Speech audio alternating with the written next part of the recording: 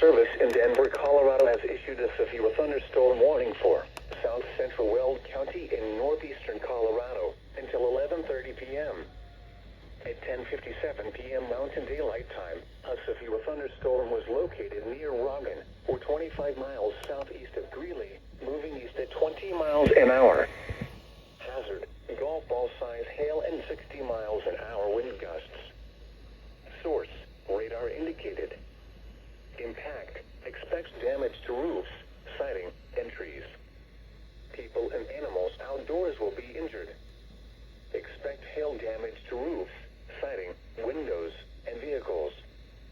This severe thunderstorm will be near Riverside Reservoir around 11:15 p.m.